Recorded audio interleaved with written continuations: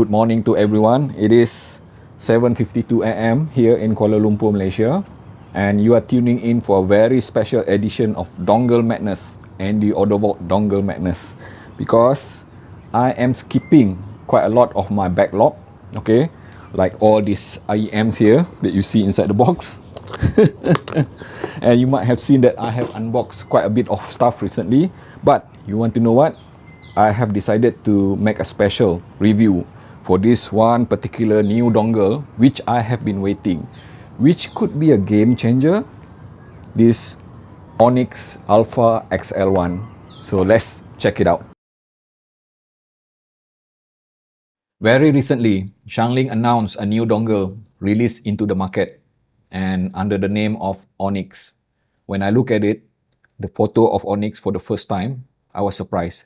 Surprised because it doesn't look like the typical Shanling product which I have seen previously.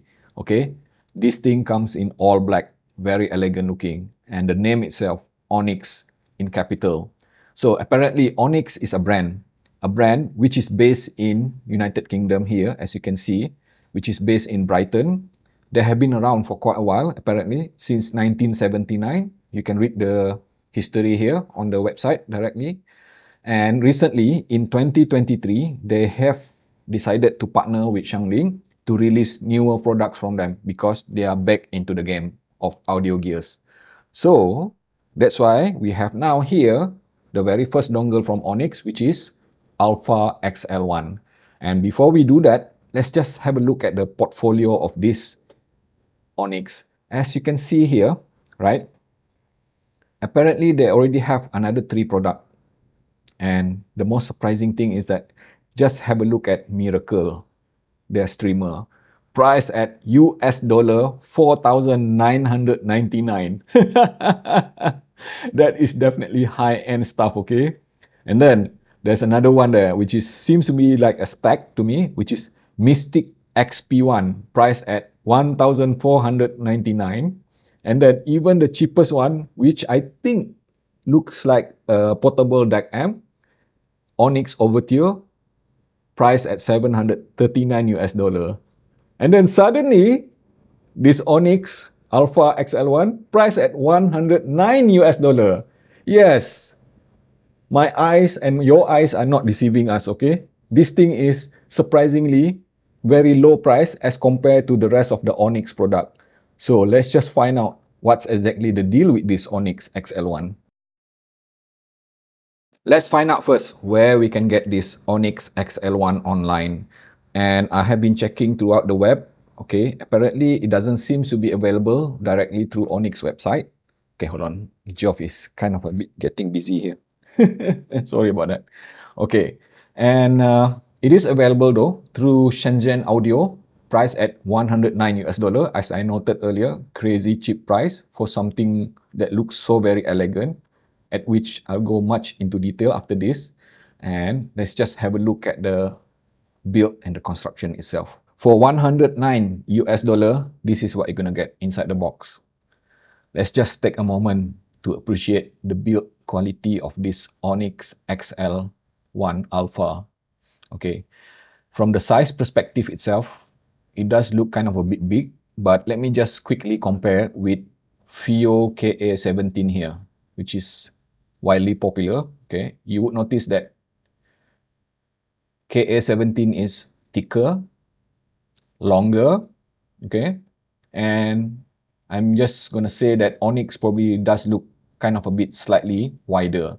But then again, dimension-wise, they are pretty much similar. This is just slightly smaller than iBasso DC Elite.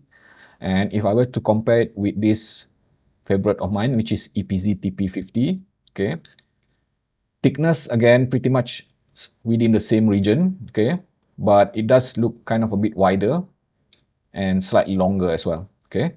And compare with another favorite of mine, which is Hebe FC6, definitely FC6 does appear to be a lot smaller. Let's just have a look again here, the build quality here, all right. Let's just marvel this. Everything about this XL1 Alpha screams elegance. First and foremost, it comes in this black powder coat color. And there's no prize for guessing what is my favorite color, okay? I love anything which is black. The construction itself is very solid. Honestly, I do not expect something which is priced at 109 US dollar to look like this, because for this kind of build quality, okay, it would demand anywhere between 250 to 500 US dollar in the market for a dongle of this caliber. Okay, just look at the ports here. 4.4 mm balance, 3.5 mm single-ended, very well built, flush, okay, and USB Type-C female here. And at the side here, nothing much, just the ridge here, okay, and at the back here, just look at that. It just looks so elegant. And everything happens at the front here. Okay, let me just quickly explain. This is, of course, as you would notice, the volume control, and this is the function button, which also serves as a play and pause button. So let's just get this thing connected, all right? For the first time, I'm just going to connect it to my Android phone, which is my Xiaomi Mi 90 here, okay? And I'm just going to open it up, and then just going to attach it like this. And you would notice that immediately it boots up. Okay. So what will happen is that since this product is a joint venture with Shanling, so no surprise that you can actually launch Edit Player, right, to have control on this device. Assuming that you have already downloaded Edit Player, what you can do is that load up Edit Player, okay, and then let me just show you this. Okay, go here, go to the home, okay, click OK. It detects the Edit Player detects this ONIX, okay. Then on the screen here, you can click on this, and you can go to USB control, and you would notice that it detects ONIX XL1 connected. And just have a look here. You can have all the full-fledged control of ONIX XL1 through this Edit Player. Okay. Now, let's just exit. Other than that, let me just show you what are the functions available through this ONIX XL1 by attaching it to my PC, because it will be easier for me to use longer cable here. And it is connected. Immediately, my Windows 11 will detect it, okay, successfully connected, and it will just simply run out of Windows 10 or Windows 11 without any need for special drivers. Okay, so let's just quickly have a look at the function here. Okay, by pressing long, what's going to happen is that immediately it will be presented with gain, which is high and low, okay, only two. And then the next one will be filter, non-oversampling, the default one, and then fast filter, slow filter, low latency fast, low latency slow, and non-oversampling again. So not that much. But let me just cover a bit on these filters. I will openly admit that after testing so many dongles, over 170 dongles throughout the years, this is one of the dongle which I consider as very effective at filters. Aside from this, EPZ TP50, which I reviewed recently, which you might have seen my review on it, and also this Hebe FC6, okay?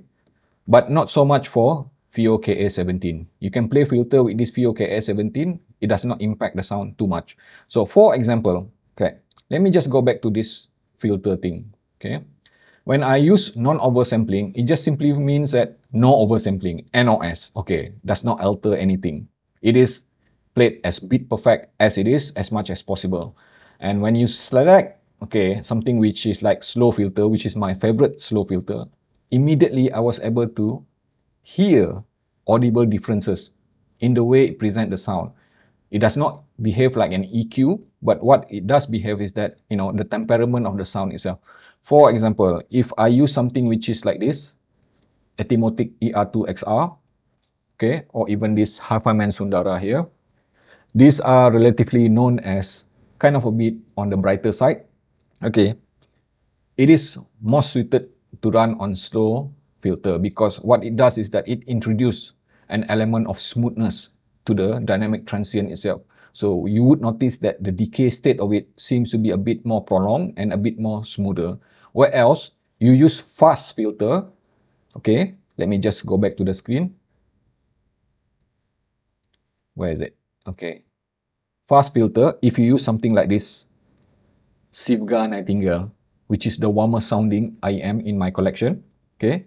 And what it will do is that it will introduce a bit more of crispness to the decay state while retaining the smoothness. So this ONIX Alpha XL1 is definitely one of those few dongle which really are very good with filters. And then let's just have a look at the rest of the configuration. And I would just pretty much say, because this is a joint venture with Shanling, the interface here might be familiar to you if you are an existing user of Shanling UA4. Okay, so let me just quickly scroll through here. Idle time, gain level, I already shown you that. Filter, and then DAC mode. Okay, this is interesting as well.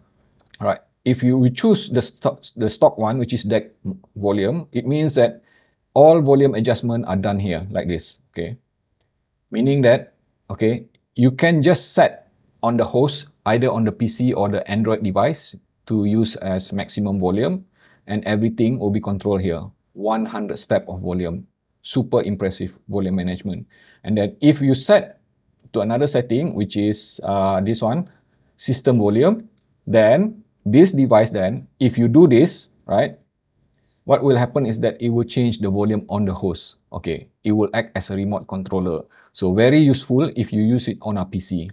And then if you switch to another one, track up and down, okay, this will also behave like a forward and reverse button for certain type of player.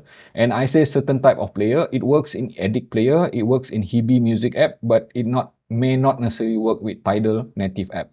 Or in Windows Media Player, you need to test. Okay, some app may work, some app may not work. So the same can be said for this button here, which you can press once to play or pause, and once to resume play and pause. Okay. Let's just quickly have a closer look at the configuration for this ONIX XL1. As you can see here, this is yet another Cirrus Logic CS43198, which is very widely popular this year. I did mention at the start of this year that 2024 will be the year of Cirrus Logic. And true indeed, ONIX is one of the competitor in the market sporting this CS43198 in dual configuration. But I think the most important aspect of this ONIX XL1 is that SGM8262 headphone amplifiers. Now, I will just openly admit, I am not familiar with that amplifier or op-amp, but one thing for sure, this thing is super powerful. Let's just have a look at the power rating there. 500 milliwatt of power at 32 ohm per channel, okay? That is super impressive at 4 VRMS. And even the 3.5 mm single-ended seems to be quite powerful at 2.4 VRMS, sporting under 200 milliwatt, which is at 180. So kind of a bit of contrast there between the 4.4 mm balance and the 3.5 mm single-ended. And I did try comparing between the two of them, okay, using my Sennheiser HD600 here.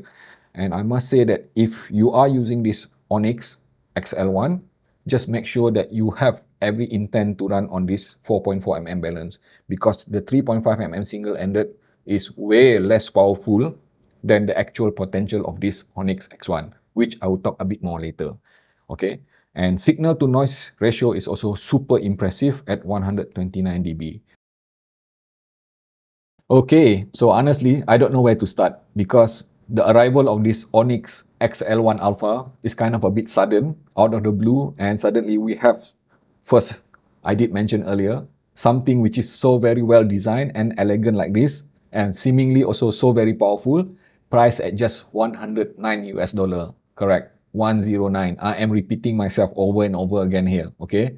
And what you're gonna get, something which is super impressive, mind-blowingly impressive. Yes, I just gonna openly declare it now, okay? Because I just don't want to bandy words with you when it comes to sound and performance of this XL1 Alpha.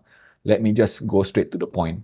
After doing a bit of comparison, okay, for the last few days, especially comparing it with this EPZ TP50 here, which is my favorite, okay? And this HEBE FC6, also a top performer for dongle madness. And this FIO KA17, which is widely popular. And let me just quickly share to you the overview of what we have in dongle madness.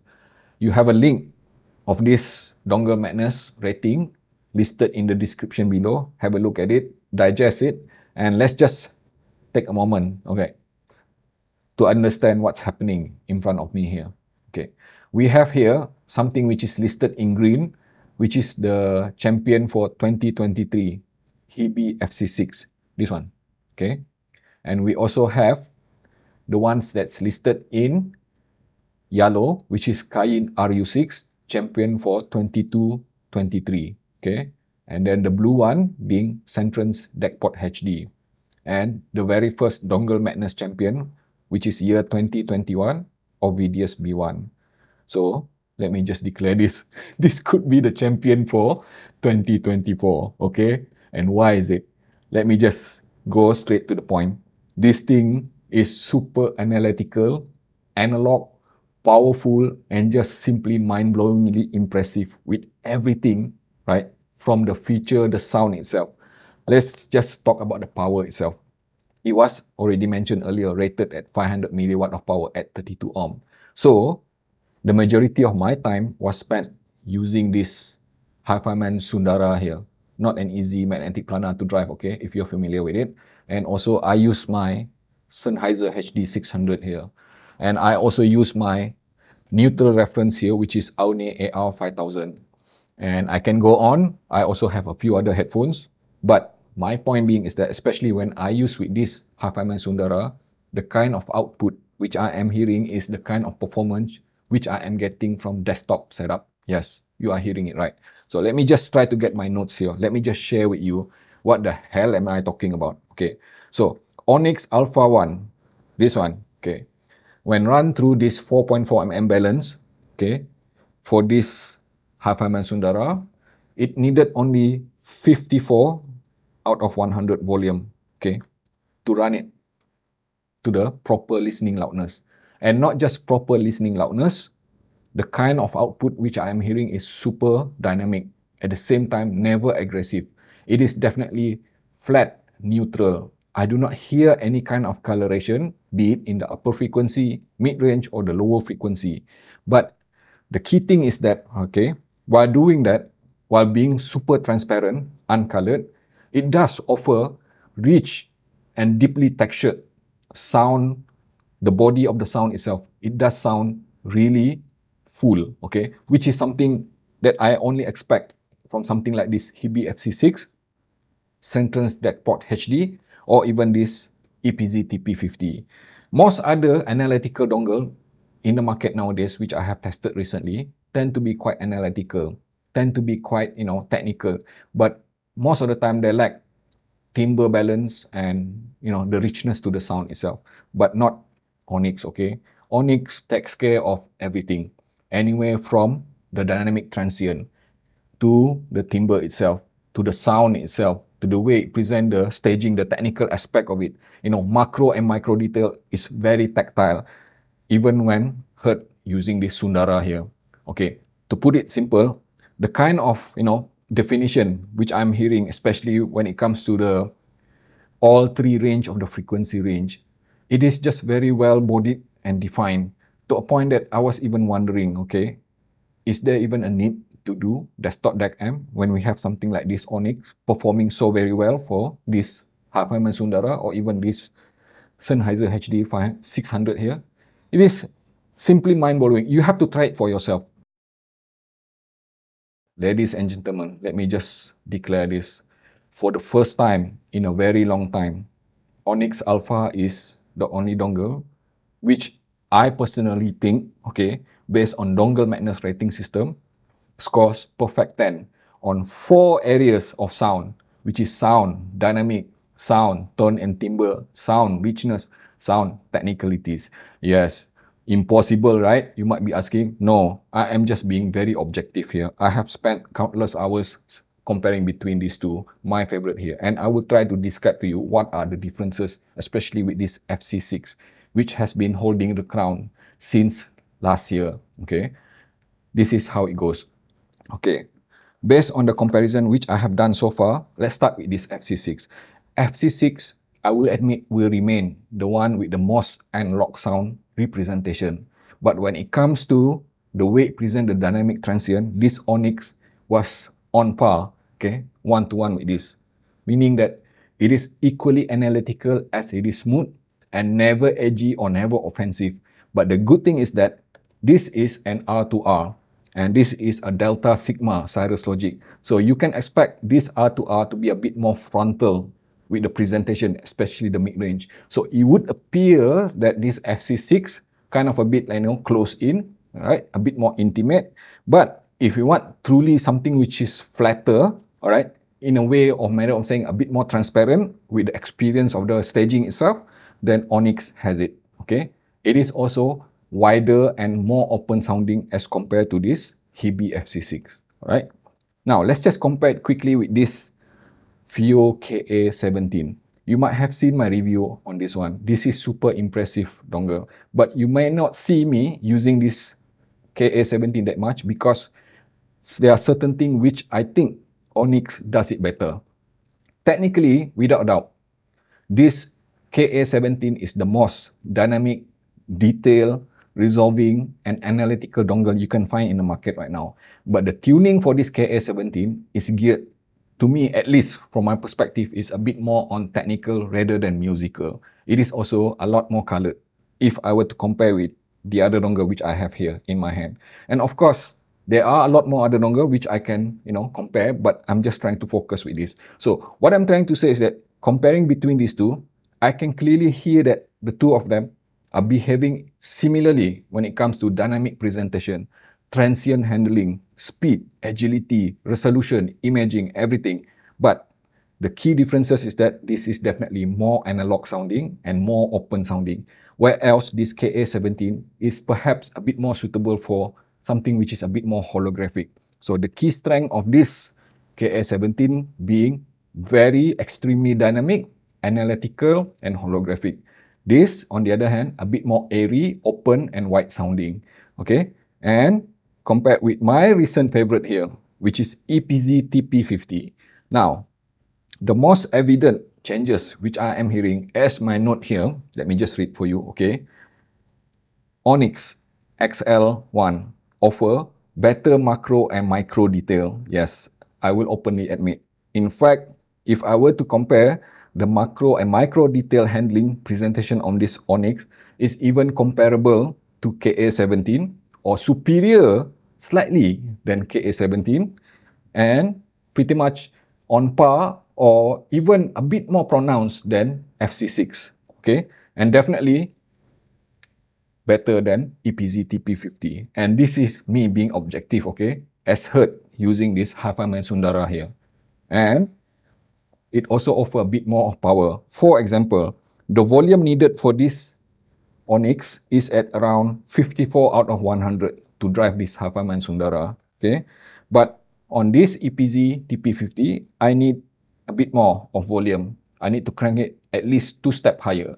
So the power aspect of this ONIX is definitely a bit more impressive and it reflects on the result itself. This ONIX XL1 is definitely a bit more resolving when it comes to upper frequency, anywhere from the upper mid-range all the way to the treble decay. So it can be regarded as slightly brighter than EPZ TP50. So if you were to ask me, okay, you want to have something which is highly versatile, something which is a bit more warmer sounding, then I would just simply say that EPZ TP50 is the one to go for. But if you want a bit more of resolution, imaging, and speed transient, superiority on the upper frequency, then without a doubt, ONIX Alpha is the one to go for. And you can clearly see there that this ONIX Alpha XL1 is quite comparable to EPZ TP50, okay? And Colorfly CDA M1P and also Centron's DeckPort HD. But these two here, which is Hebe FC6 and Questal M12i, still retain the top spot, the topmost placement for the most analog sounding dongle. And I can really actually appreciate all of them because for as long as they hover closer to analog sound, that is the kind of sound which I love. With what we have learned so far, what we have observed so far of this ONIX Alpha XL1, I have no doubt that this is a game changer, a game-changing dongle, and quite potentially be the champion of dongle madness 2024. Yes, you are hearing it right. I know it can be kind of a bit premature for me to declare that because potentially there could be something else down the horizon that could topple this thing. But as it is, with the price of 109 US dollar, very affordable price, and you're gonna get something which is super elegant like this, very well built, okay, with the kind of feature, all of them very usable, and with the kind of sound which I love, I have no doubt that it will be very difficult for other competition to scale up to the kind of value offered by this device.